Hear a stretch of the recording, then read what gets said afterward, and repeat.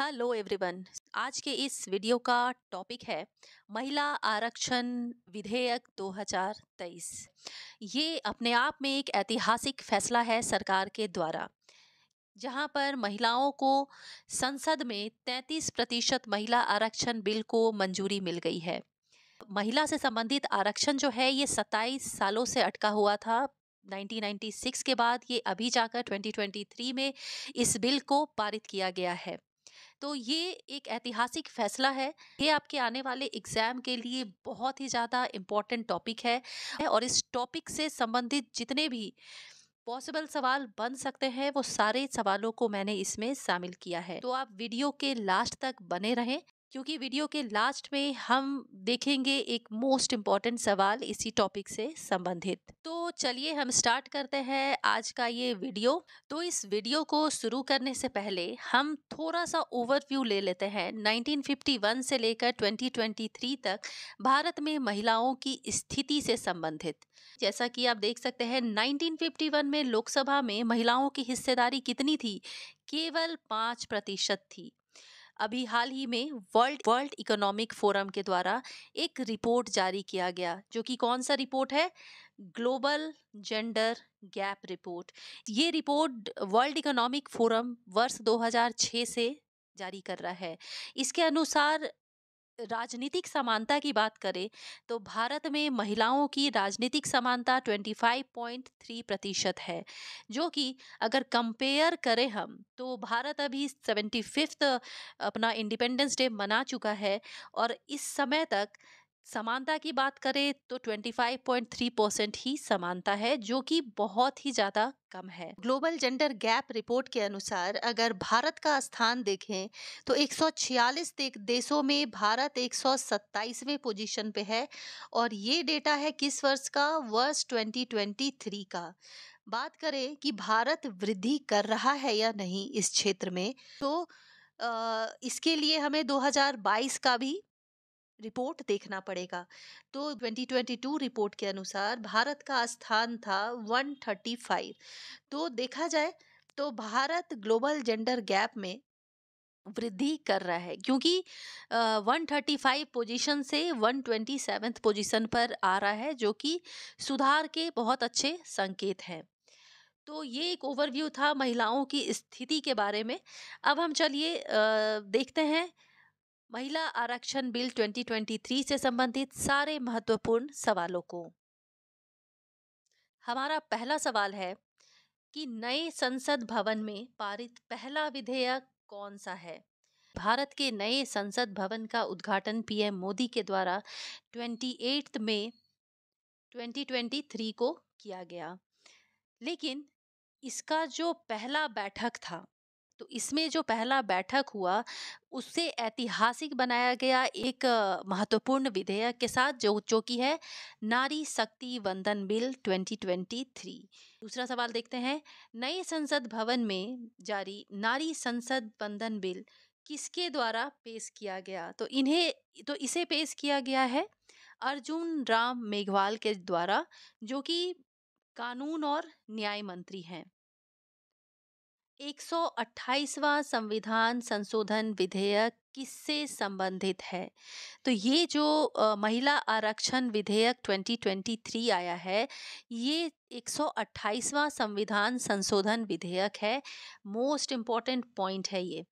इसका सही उत्तर है, ये संबंधित है महिलाओं के 33% आरक्षण से।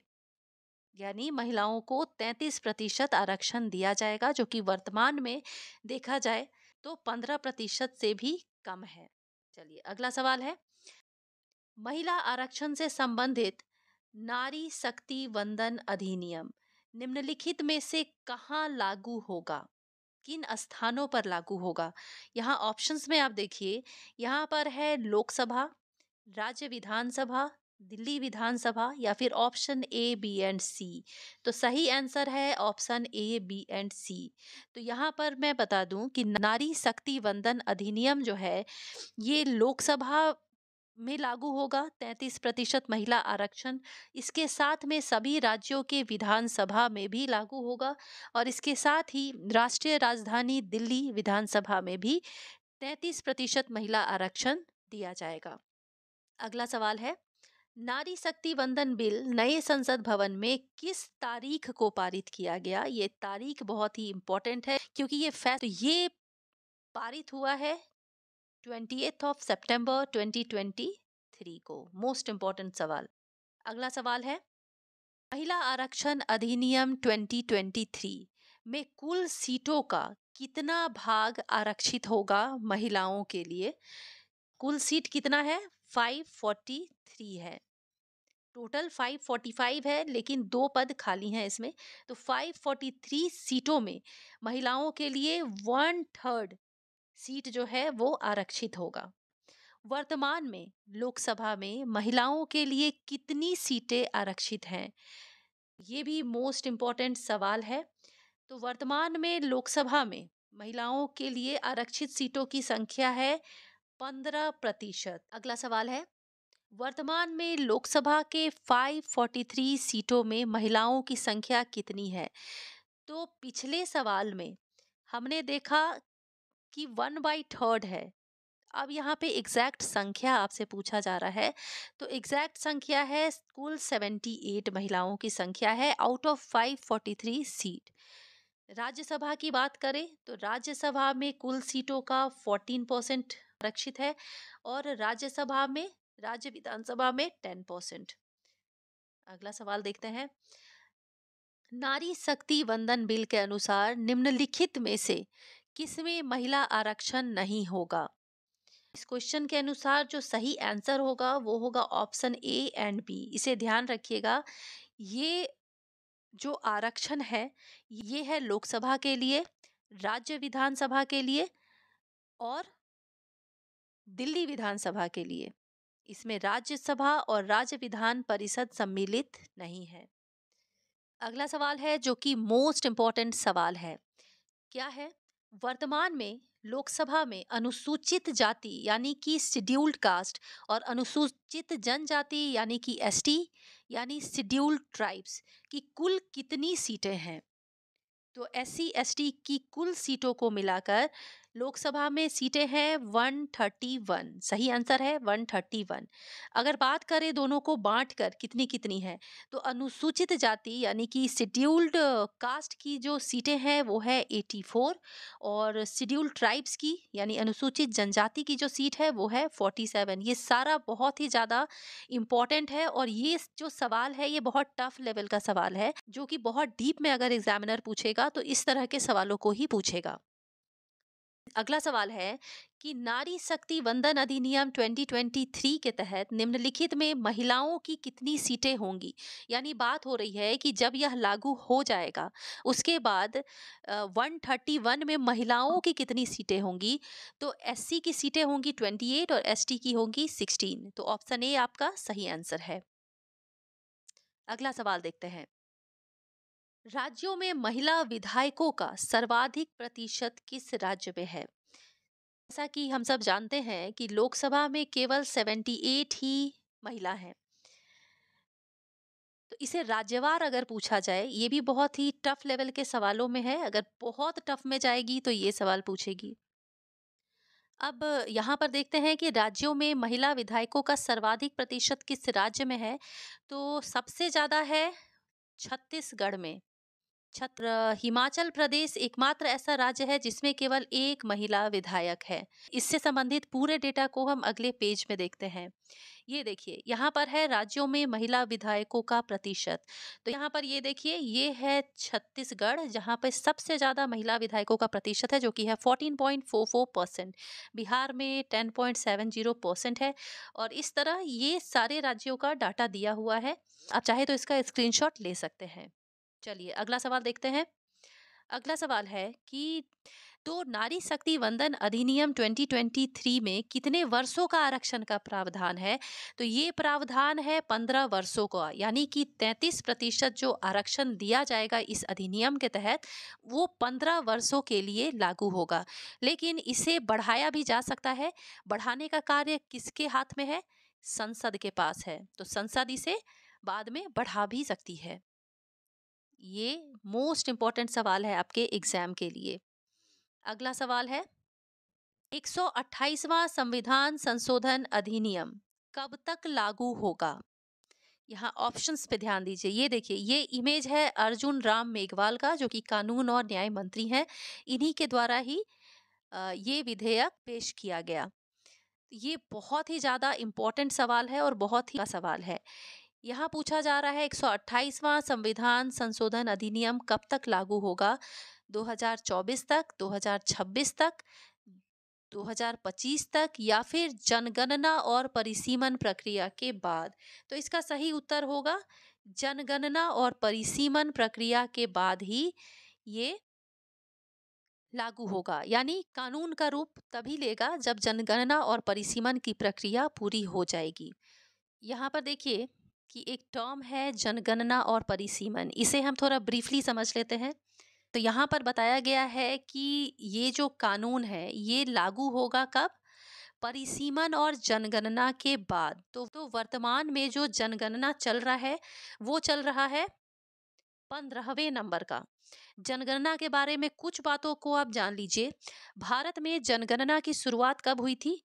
वर्ष 1872 में हुई थी, मेयो के द्वारा।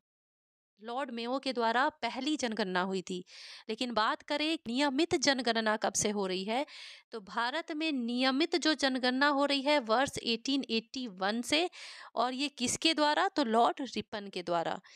दूसरा मोस्ट इम्पॉर्टेंट पॉइंट आप ध्यान रखें कि ये जो जनगणना है ये अगर देखें तो स्वतंत्र भारत का ये 7वां जनगणना है। लेकिन स्वतंत्र भारत शब्द अगर ना हो और ये पूछा जाए कि किस नंबर का जनगणना है, तो ये 15वां जनगणना है। तो स्वतंत्र भारत का 7वां जनगणना, और ऐसे पूछा जाए तो ये 15वां जनगणना है 1881 के हिसाब से।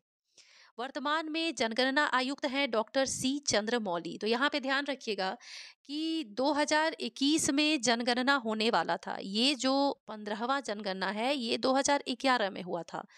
तो इस हिसाब से 2021 में जनगणना हो जाना चाहिए था, लेकिन हमारे देश में कोविड महामारी आने की वजह से वो टल गया और अब ये कहीं जाके 2024 के चुनाव के बाद ही संभव है।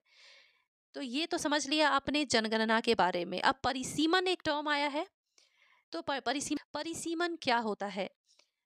तो किसी भी राज्य के निर्वाचन क्षेत्र की जब सीमा को तय करना होता है तो उसे ही परिसीमन कहते हैं। परिसीमन आयोग का गठन कब हुआ था? वर्ष 1952 में। और इसका गठन किया जाता है किसके द्वारा? राष्ट्रपति के द्वारा। परिसीमन आयोग का मुख्य उद्देश्य क्या है? तो जनसंख्या के आधार पर निर्वाचन क्षेत्रों का सही विभाजन, और ये आर्टिकल 82 के तहत किया जाता है।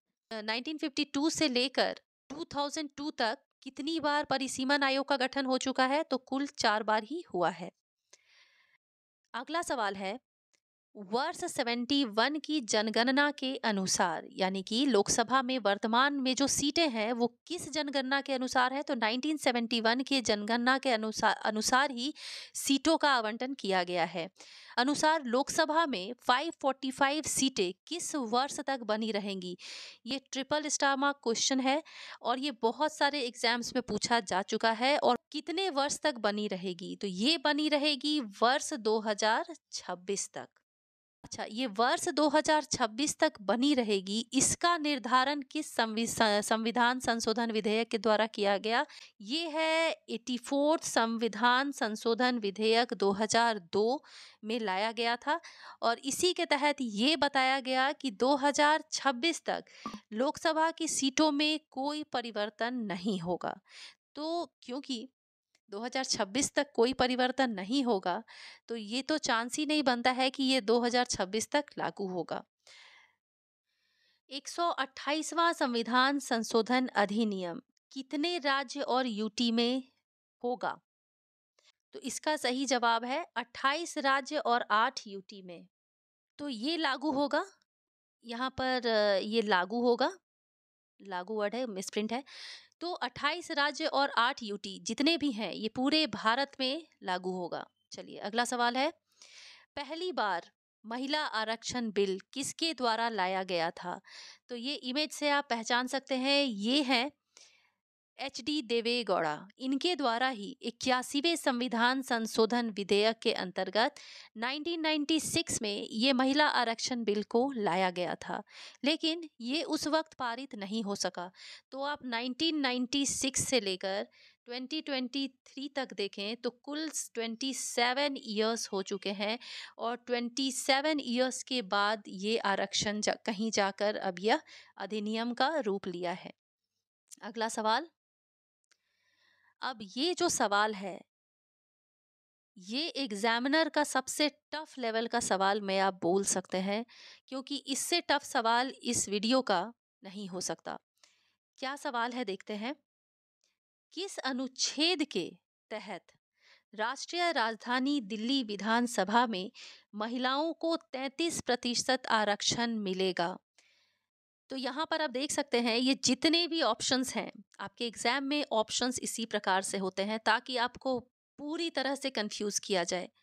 तो इसका सही आंसर होगा कि आर्टिकल 239 में ए जोड़कर एक नया आर्टिकल हो गया, आर्टिकल 239 ए। इसके तहत राष्ट्रीय राजधानी दिल्ली विधानसभा में महिलाओं को 33% आरक्षण देगा। चलिए हम बाकी इससे संबंधित बाकी सवालों को भी देख लेते हैं। अब दिल्ली विधानसभा में तो आर्टिकल 239 ए के तहत महिलाओं को 33% आरक्षण मिलेगा। राज्य विधानसभा में किस आर्टिकल के तहत मिलेगा? तो आर्टिकल 332 ए के तहत राज्य विधानसभाओं में मिलेगा। ये आर्टिकल्स बहुत ज़्यादा इम्पोर्टेंट है, ये आर्टिकल आपको बिल्कुल पता होना चाहिए। और लोकसभा में किस आर्टिकल के तहत महिलाओं को 33% आरक्षण मिलेगा? तो आर्टिकल 330 ए के तहत। अच्छा, एक और महत्वपूर्ण आर्टिकल है आर्टिकल 334 ए। इसके तहत क्या होगा? तो जैसा कि हमने पिछले सवालों में देखा कि महिला आरक्षण विधेयक को लागू होने के बाद यह 15 वर्षों तक प्रभावी रहेगा। ये किस आर्टिकल के तहत बताया गया है? तो आर्टिकल 334 ए। तो यहाँ पे 4 आर्टिकल है और चारों एक दूसरे से मिले हुए आर्टिकल्स हैं, तो इन चारों आर्टिकल्स को आप ध्यान से याद रखें। अगला सवाल देखते हैं जो कि मोस्ट इम्पॉर्टेंट है। ये है वर्ष 1992 में 73वें संविधान संशोधन के तहत 73वां संविधान संशोधन आपके एग्जाम के लिए बहुत ही इम्पोर्टेंट है, क्योंकि इसी के तहत आया था पंचायती राज अधिनियम। किस वर्ष आया था? 1992 में। इसके तहत कहा जा रहा है कि महिलाओं को कितना प्रतिशत आरक्षण है। तो इसके तहत पंचायतों में महिलाओं को आरक्षण दिया गया है कितना? तो इसका सही उत्तर है 1/3 आरक्षण दिया गया है। यहाँ पर एक इम्पॉर्टेंट पॉइंट को याद रखें कि बिहार ऐसा पहला राज्य है जो महिलाओं को 50% आरक्षण जिसने दिया है पंचायतों में।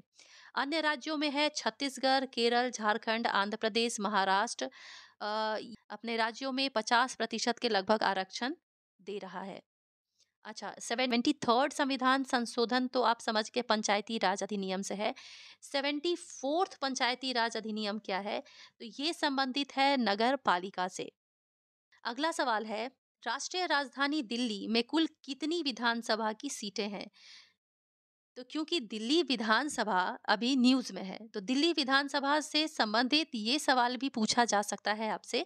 तो कितनी सीटें हैं ये ध्यान रखिएगा। दिल्ली विधानसभा में कुल सीटें हैं 70, और उस कुल सीटों में का अगर 33% देखें, अगर महिलाओं के लिए आरक्षित हो जाता है तो कुल 23 सीटें हो जाएंगी महिलाओं के लिए।